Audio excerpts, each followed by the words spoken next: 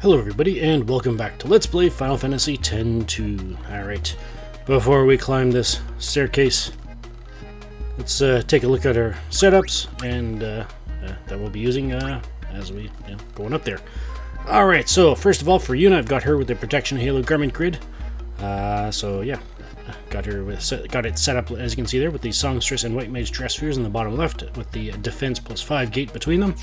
Could come in handy for her. I got her on Songstress, and I will be swapping her back and forth between Songstress and White Mage as we go forward. And accessories, she's got the Iron Bangle and the Fairy Earrings. The Fairy Earrings, again, are only going to be used going in here for the defense boost and the magic defense boost. So both of those are boosted by 8. So yeah. For Riku, she's on Vanguard with the Thief, and obviously I will be swapping her back and forth between Thief and Black Mage as needed. And she's got the Tiara and the Star Pendant. Another option you can use here is to use the Silver Bracer at the beginning, and then when you've depleted the quote-unquote 40% MP buffer, then you can swap over to the Tiara and maximize your MP usage like that. I'm deciding to go with the Tiara. Originally I was planning to go with the Silver Bracer route, but I figured, you know what, I'm close enough to learning MP Absorb that it shouldn't be an issue. Just got to remember to use MP Absorb when we learn it to help keep us going in the MP department. So, or keep Riku going anyway. MP Absorb doesn't absorb an excessive amount of MP, but it is enough to keep you going. So yeah, just thought I'd mention that. So yeah, I got the Star Pendant on here because there are. Well, none of the fiends in the area coming up have the ability to poison us in their regular form. However, we are getting into an area where we could very well see our first oversoul of the game. And there is a fiend in the area coming up in the area ahead that can poison us in their oversoul form. So yeah, that's why I've got Star Pendant there. And obviously the Star Pendant does boost our defense a bit. So yeah, I believe it's +4. Yeah, +4 to defense and magic defense, so it's still useful in that regard as well. And also covers up any holes that we may have. For Pain, she's on Vanguard, got her with the Thief, and I got the Silver Glasses and the Star Pendant for her. There are fiends in the area coming up that can, or at least one anyway, that can inflict darkness on us in their regular form or oversold form, so that's why I've got that on there. And the reason why I gave it to Pain is because, well, she's going to be pretty much only a Thief going through here, so that's going to be her only form of damage. Whereas Riku has Thief and also has the Black Mage. So yeah, that's what had me make the call to give her the Silver Glasses instead of Riku. So yeah. Alright, that's that. And for abilities, Sleepy Shuffle is almost there. We want to get this as quickly as possible because every fiend in the area coming up, except for one, is susceptible to sleep. So this will be invaluable. The sooner we can get it. So yeah. And for White Mage, I got her learning Asuna first, and once we learn that, we'll switch her over to Life. And yeah. And for Riku, she's still learning Flee. That's almost done. Once she learns Flee, I'll set her on Initiative. And for the Black Mage, she's still learning MP Absorb. Oh, well, let's put it this way. I won't need to worry about adjusting the Black Mage abilities for a while until we get these two abilities learned once MP Absorb is learned. So yeah. And these literally just chain together, so yeah, no AP waste there. And for Pain, she's still learning Pilfergill, and once she learns this, I'll probably be having her focus on being the Pilfergill person in any random battles, really, just to help speed up her process. Because, well, once she learns Pilfergill, obviously I said I'd set her on Flee, and once she learns Flee, I'll set her on an ability called Sticky Fingers, which requires 120 ability points to learn. So that's why I'm going to have her doing the extras, if you will, for the on the Thief Garment Grid. Whereas Riku, she'll just be learning Initiative. So yeah, there's Sticky Fingers there. She unlocked this by learning Pilfergill. So yeah. Alrighty, so that's that, and I think that's pretty much it. So yeah, just to make sure that's all sorted. I'm pretty sure certain the items are. All right, let's go. Almost 5 minutes into the video, but you know.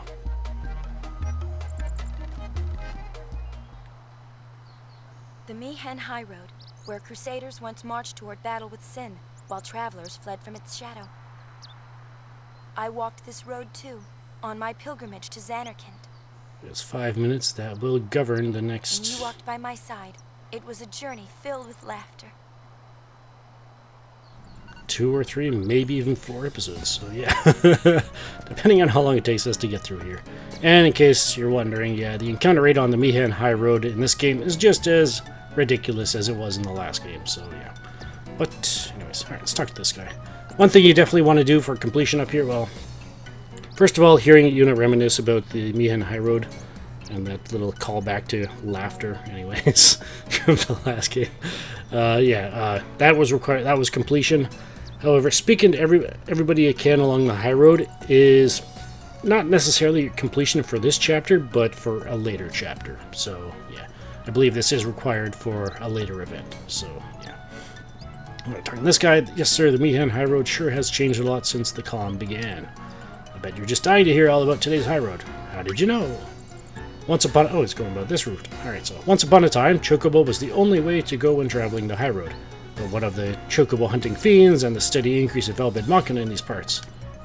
You guessed it. As more and more travelers turned to hovers for the transportation needs, Chocobos gradually became a rare sight, changing the face of the highroad. On a hover, you can quickly and safely reach your destination. What's more, the travel agency has installed sentry machina along the highroad which ensure your safe passage. Well, that's the gist of it. Take a look around and see for yourself. So, yeah. I feel like you can... I'm going to talk to everybody anyway, just in case this isn't the case. But I feel like it's the people, the important people to talk to are the ones that mention anything about chocobos or hovers. So, yeah. But, yeah, if you want to hear that again, you can. But the only ones I don't think really apply are these ladies here, who are the hover attendants. So, yeah, you can actually rent a hover for 30 gil, and you can just basically quick travel. So yeah, go to the travel agency, then the High Road North exit, and so yeah. Obviously, I'm going to pass on that this time around because, well, there's treasure along the route. So yeah, alright. Let's go. Feel free to use that save sphere if you like, but I just came for one, so I have no reason to. This chest, we get 2 Phoenix Downs. Alright. Oh boy, and we get to use the White Mage Dress Sphere right away. The only fiend along the Mi'ihen Highroad that is not susceptible to sleep, so yeah. It's not even susceptible to darkness, so yeah. Alright, so let's get her over to White Mage for the first time. And let's, yeah, okay, so let's have Riku Pilfer go. I'm actually going to have Pain steal. Stealing from the Shantax is a good idea, because the rare steal is called a Black Choker, which protects against confusion, so yeah. I actually did my notes around not doing this, but, you know, this gives you an idea that, you know, whatever notes I've made are good enough for anybody that isn't able to get them. So, yeah. Just having Yuna use Prey here to help keep her HP going. I didn't notice what Pain just stole, but I guess we'll find out after battle.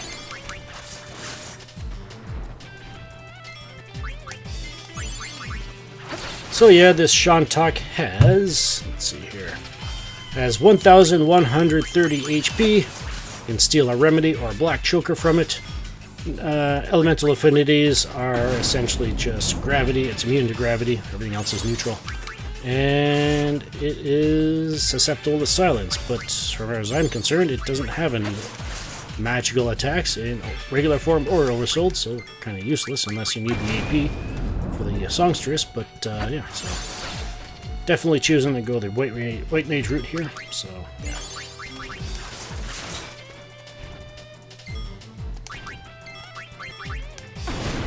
Yeah, this is definitely a battle where using the wait mode for the ATB system can be useful, and as you can see, every time it uses Sonic Boom, it pauses before it uses it, so if you have somebody attack and they don't do anything, usually a good sign to hold off on the second attack because it's about to use Sonic Boom, and then you can just keep the chaining going, you know.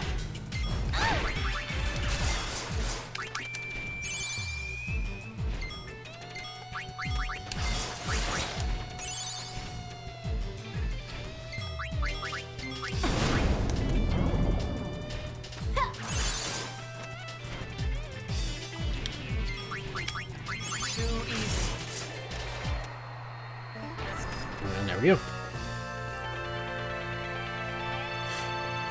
It's as simple as that. I got a Phoenix down out of that. Awesome. Alright, let's keep going. How many AP did Yuna get out of that? Yeah, even though it's probably going to be the only battle where we use the White Mage Dress Sphere, we got 16 AP out of that battle. So, yeah. Yeah. White Mage Dress Sphere could very well be the first Dress Sphere we actually master. So, yeah. Thanks to the prey ability and all that stuff. These two ladies. Almost nobody walks the high road anymore, at least since the hovers started service. So I guess the Sentry Machina aren't really needed anymore, but at least they work. If you're walking, do keep an eye out for fiends. Yeah, will do. Presence of Machina isn't always enough to keep them away. Right. How about you, miss? The Albed Sentry Machina were designed to exterminate fiends on the high road. Thing is, there was this mishap once where they mistook passers-by for fiends and attacked. Ooh. That sounded messy. You can bet the Albed were quick to reprogram the Machina, and now they only react to larger fiends. Okay, well, it seems to me they, I guess, maybe because the Shantak is a flying enemy that it couldn't deal with it, but, yeah. It's up to us to deal with the smaller fiends one way or another, so, yeah. Anything else? No, alright. Alright. Well, to say, what about you, but no. Oh boy, and yeah. Take 2 rounds. A little more than that, I think, Yuna. We'll be getting some levels going through here, so we'll definitely be able to see progression and how their strength increasing. But, yeah, this one will probably take a bit more than 2 rounds. Alright, so we got Wild Wolves. The Wild Wolf has 185 HP. You can steal a potion or a phoenix down from it. No elemental affinities, and it is susceptible to sleep and darkness. So, yeah. And silence as well, so, yeah. Alright, so let's get to work. Now we want Songstress. Now we get to see the transformation this way.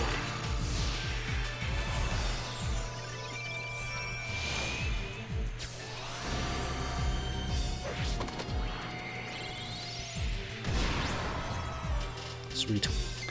Alright, darkness.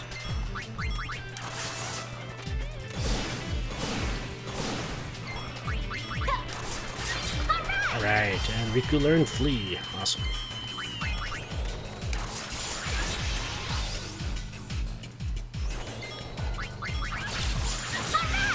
Nice. A few crits there, ended that one pretty quickly.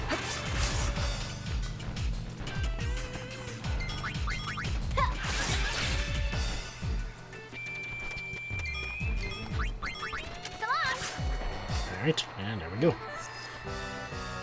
So when you encounter packs of wild wolves like that, you can definitely see, yeah, you can definitely see they're being getting our first oversoul of the game here. So yeah, do you have anything else to say? No, okay. That's all I wanted. Thank you. Continue your conversation. All right. The sight of that Mi'ihen statue definitely brought back memories. Alright, and another new Een, the Flan Polito. The Flan Polito has 188 HP. You can steal a potion or an Antarctic wind. Weak to fire, and I believe it absorbs ice and is resistant to thunder and water. Susceptible to silence and sleep. So, yeah. And darkness as well. But, you know, it's a magical type enemy, so... The only reason you should have to hit it with darkness is if, well, that's what you need to do to get extra AP. So, yeah. Alright, so this one, let's take out the Wild Wolf first, and then we'll take out the Flan Polito. So let's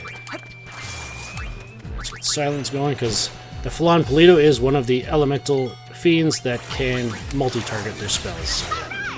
So it multi-targets its Blizzard spell. Alright, so we go over to Black Mage and have Pain hit the Flan a couple of times for it. Ooh, the crit might actually put it in range for it, but yeah. Well done, please. And there we go. Oops, and I think I forgot to set Riku's next ability.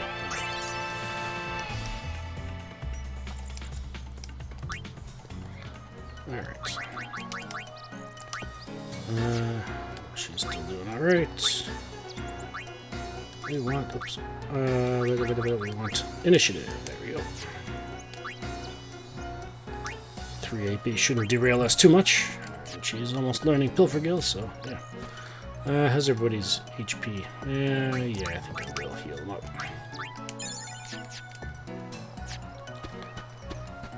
Using Riku because, well, she's got the ability to replenish her MP. Or does she? I can't remember if I actually saw if she learned it or not. No, but she's got 1 MP left, so, or 1 AP left for it, so it should be alright.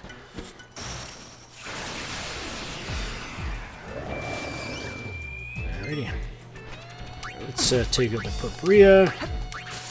Conveniently, that's what I would like to do because we don't have sleep yet. And that's only susceptible to silence, so yeah. That should be enough to take it out. Ow.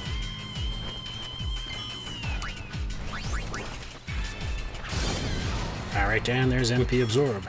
Not every fiend has a pool of MP to draw from, something to keep in mind.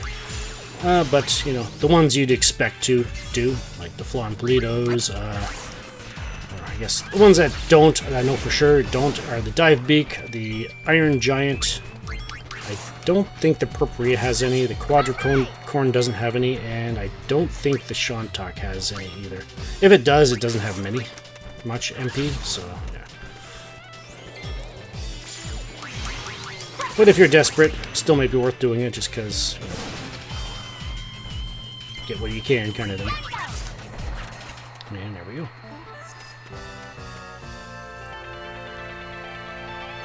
And did Pan learn Pilfergill?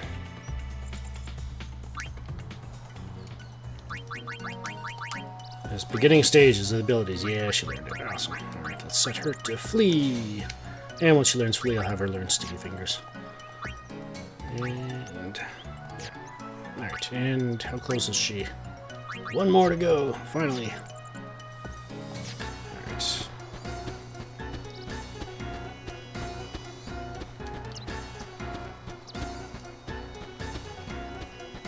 And over here we get another treasure chest.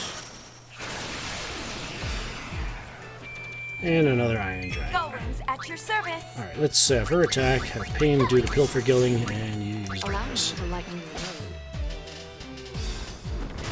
Ow. Alright, and there's Sleepy Shuffle, so once it recovers from, or once Yuna's dance is over, we can use that instead of Darkness. Awesome.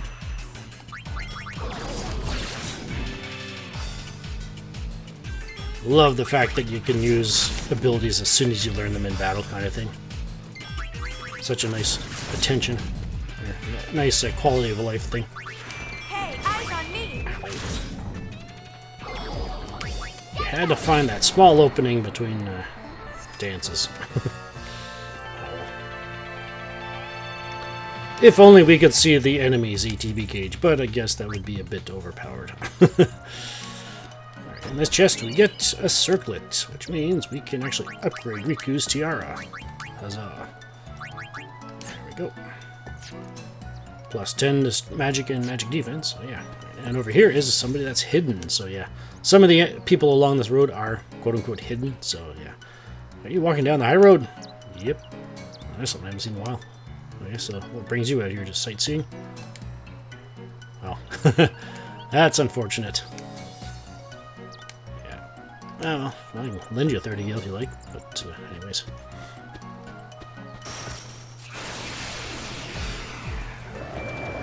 More wild wolves. Alright, let's just...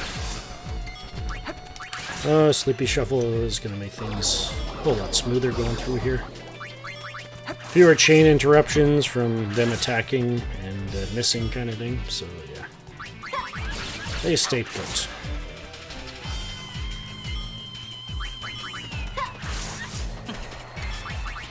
This is a little embarrassing.